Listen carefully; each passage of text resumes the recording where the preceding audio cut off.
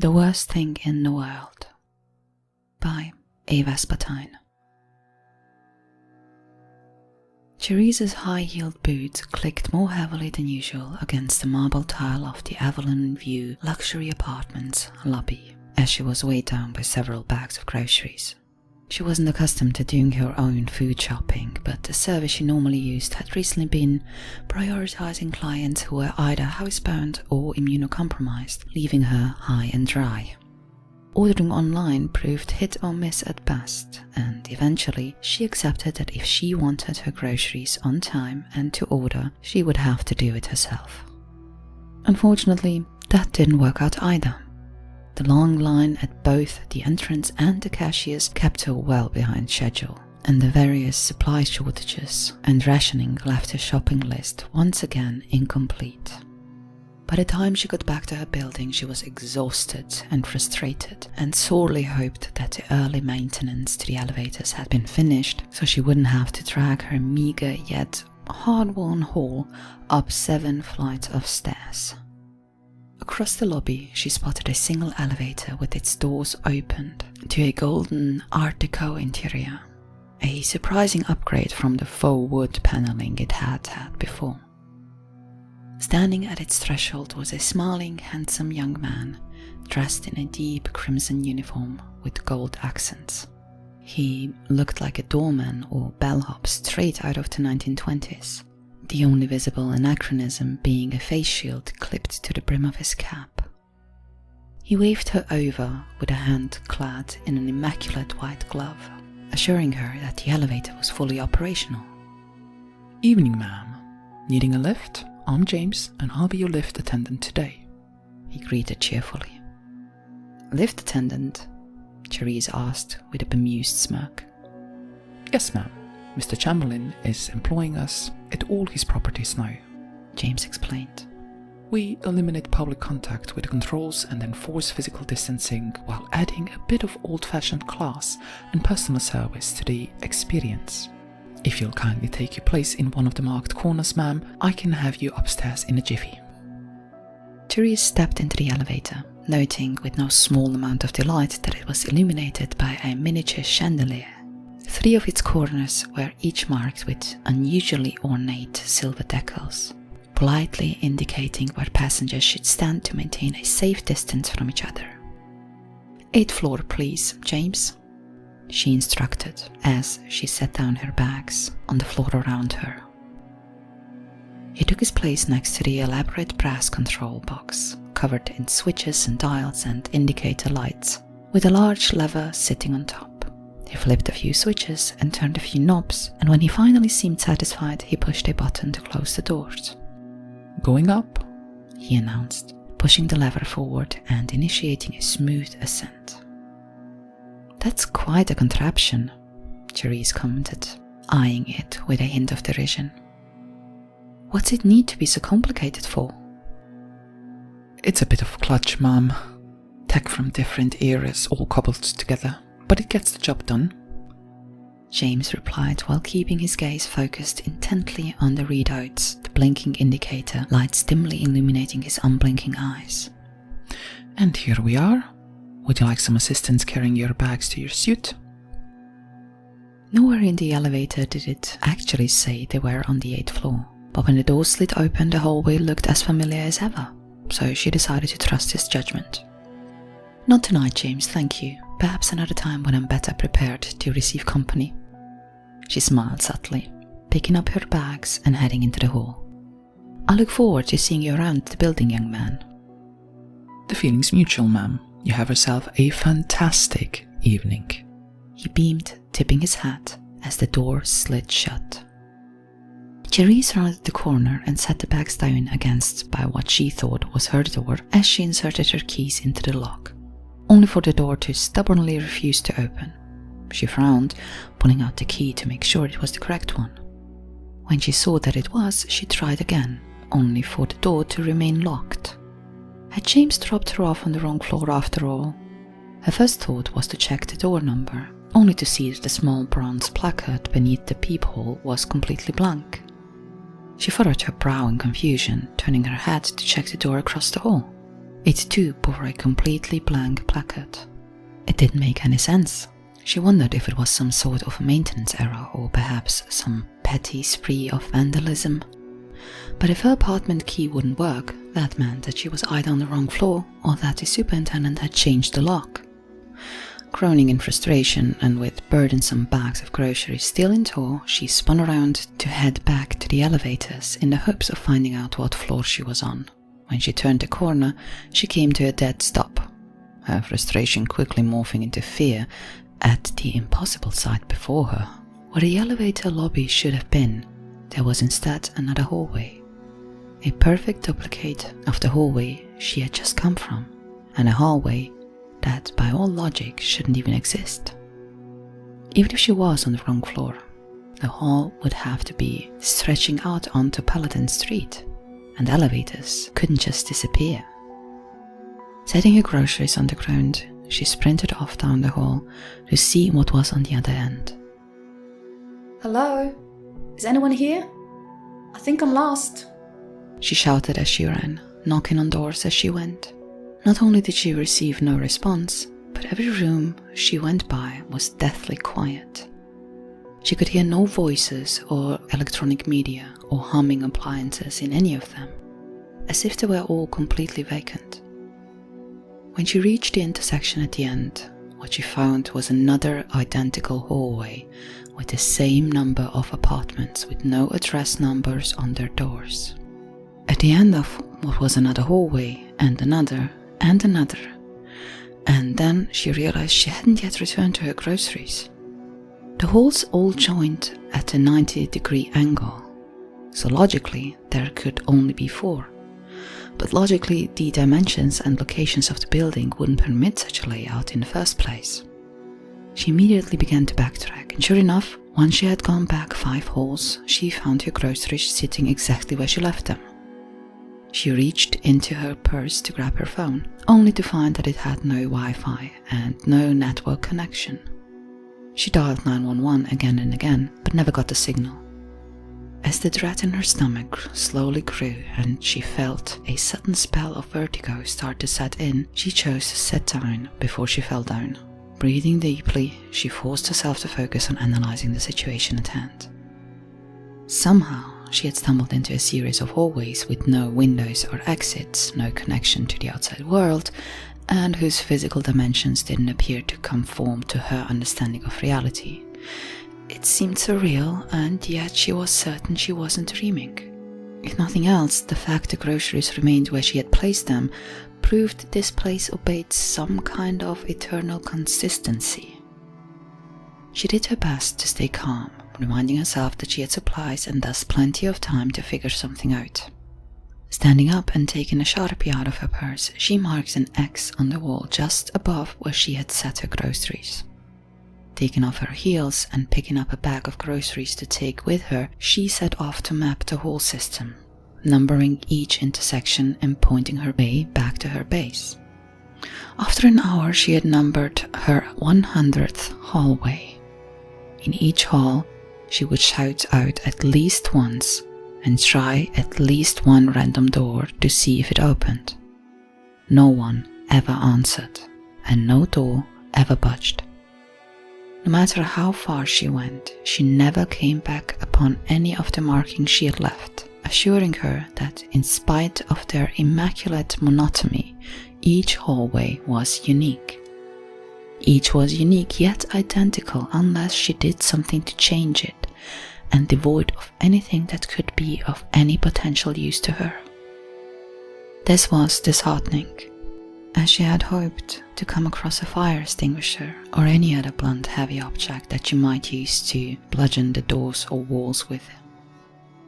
She was considering accessing water through one of the pipes in the wall, but so far the labyrinth had given no sign that it even held running water.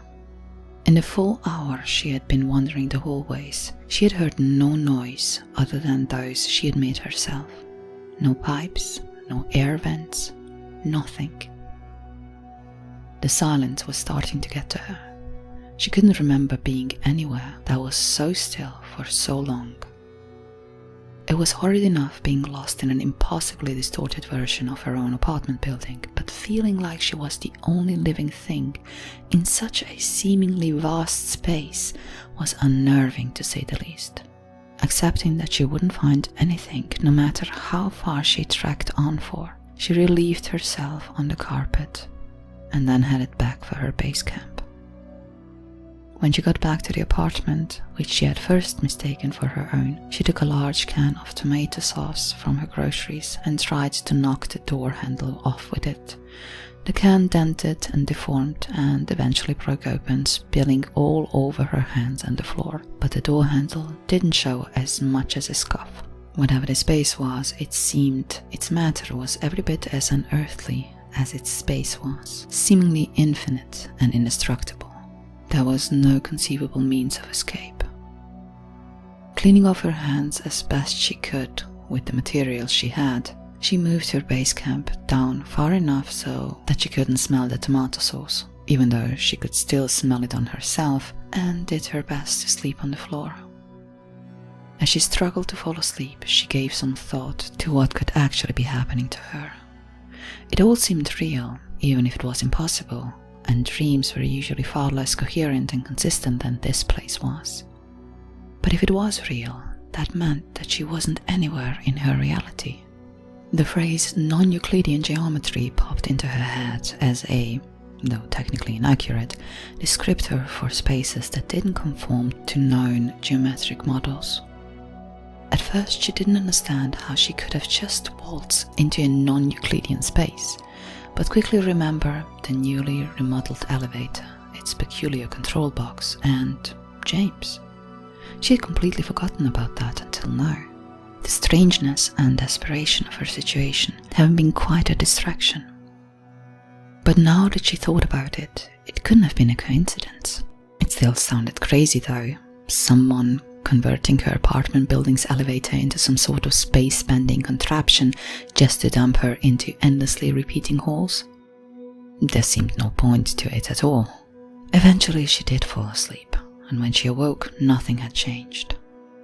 Her phone was her only means of knowing any time had passed at all. She morbidly wondered if she could conserve the battery long enough for her to die of thirst. After eating some of her perishable groceries, she set off to explore in the opposite direction, as she had the following day. Again, she numbered each hallway.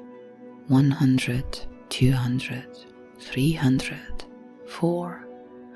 Somewhere around 500, the combination of exhaustion, hopelessness, and lack of sensory stimulation took their toll, and she broke out into a frenzy of screaming and banging on the doors as she ran through the halls, eventually collapsing into a sobbing mess. She stayed like that for a while, unsure of what else to do, until the unbearable silence was finally broken by the sound of faint music. Perking her head up, she had to strain to hear it, but it was there.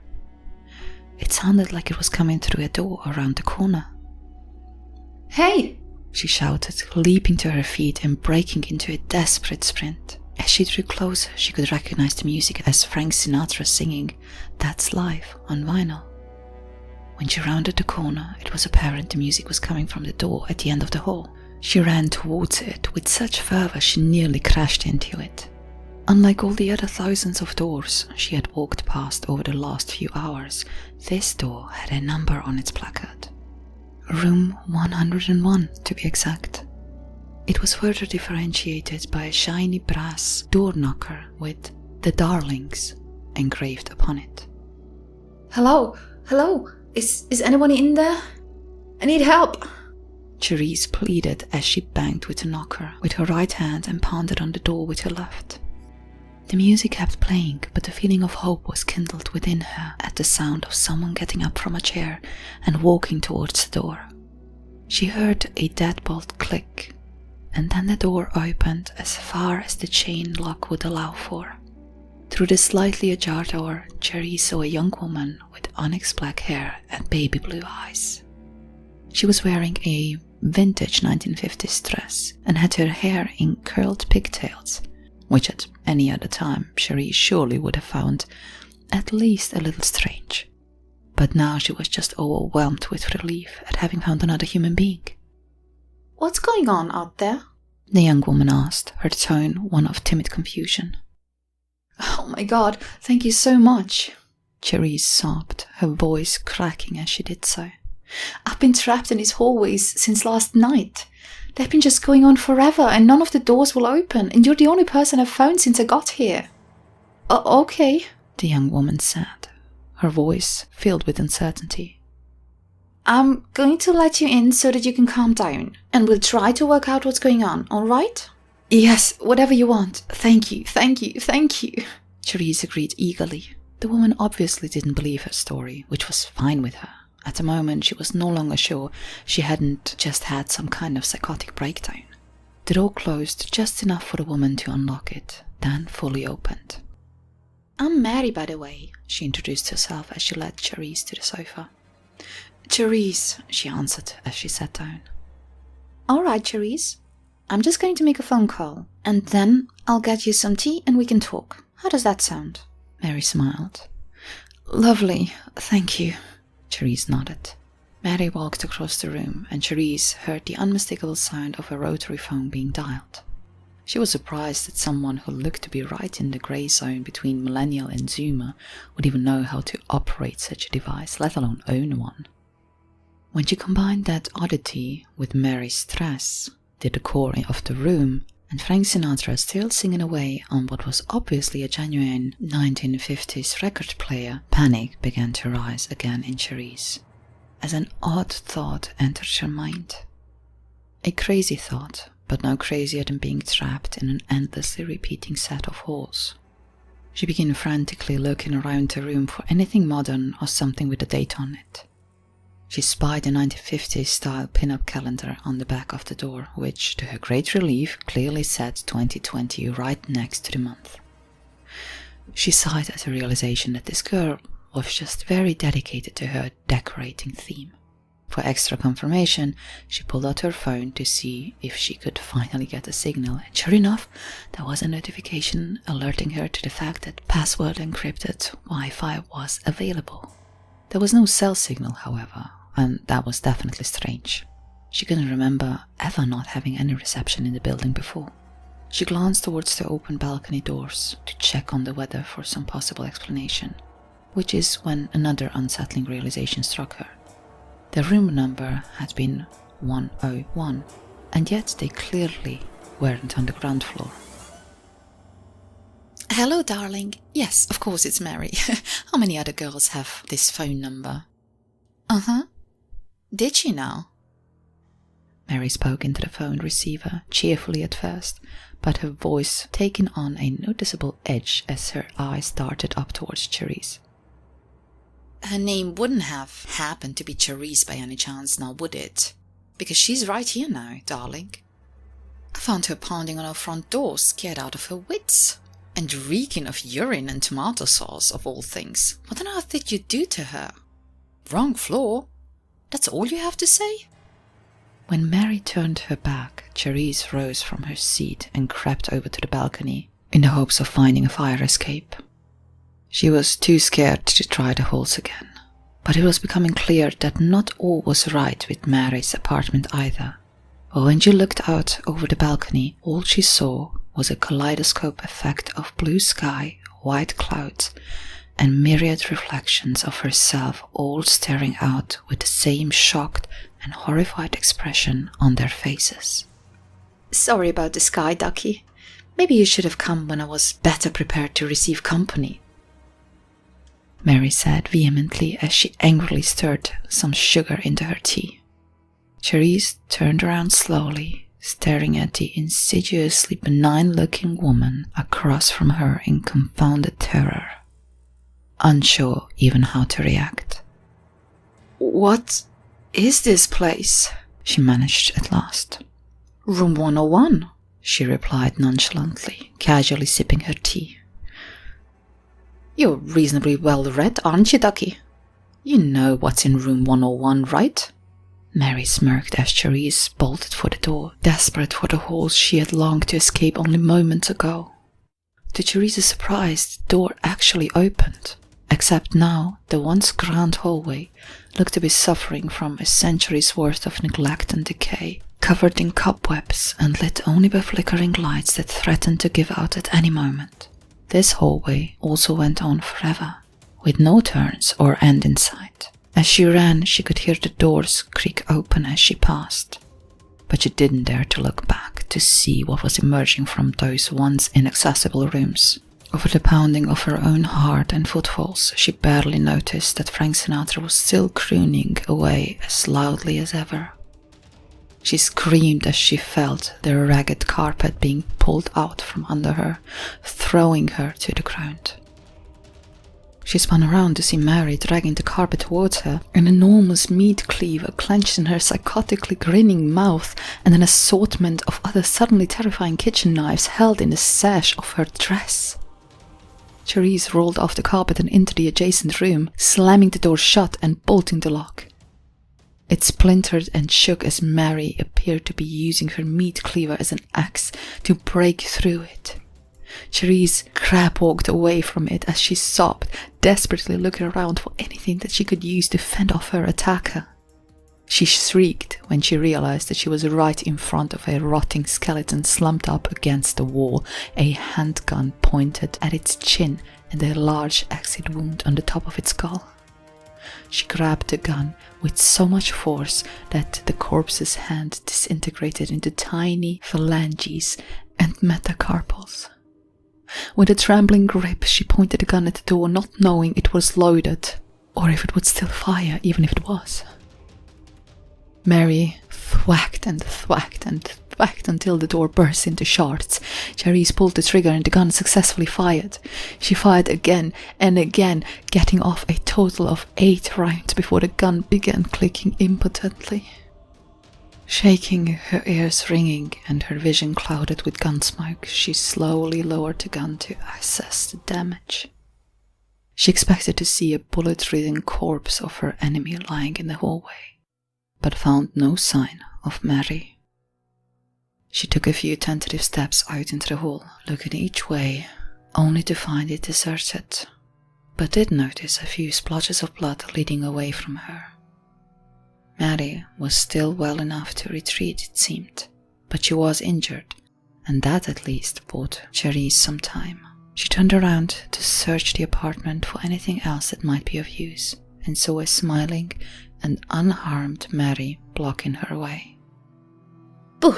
she shouted as she brought the meat cleaver down on her skull. "Mary, darling, could you come here a moment, please?" James asked, a hint of displeasure in his voice. "Yes, James, darling?" Mary asked, appearing from behind him the instant she was summoned, her hands innocently folded behind her back. "Would you kindly explain this?"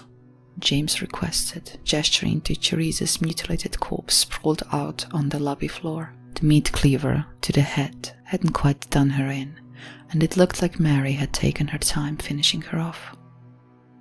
"Oh, right." Mary hung her head in shame. "I'm sorry, darling. I know I should have waited for you." "Then why didn't you? The rule is that when one of us lures a new plaything back home, we let them wander until we're both here and decide on what to do with them," James reminded her sternly. "But you started to break before you got back, and it's no fun playing with broken toys," Mary explained. "So I let her into the safe room, just to see if I could fix her up a bit before you got home. But I didn't know how much longer you'd be, so I thought I'd better call you and tell you to hurry back, and that's when you said that she had been flirting with you." "I said she might have been flirting with me, and I was mostly teasing," James said with a shake of his head. "You can't tease me about that. You know how jealous I get," Mary said with gritted teeth. Fine, fine. Mea culpa. Did you at least make it sporting?" "Of course, darling. I brought a knife to a gunfight. How much more sporting could I have made it?" "Just the one knife? That doesn't sound like you at all." James smirked, and then frowned as he considered the implications. "And was it just her you killed? What about all the other playthings I picked up in the elevator?" "Well, you know how I get. Blood in the water and all that." she replied, hanging her head and kicking her shoes. So there are none left for me? James asked as he threw his hands up in exasperation. Mary, darling, if I didn't know you any better, sometimes I'd swear you were a complete sociopath.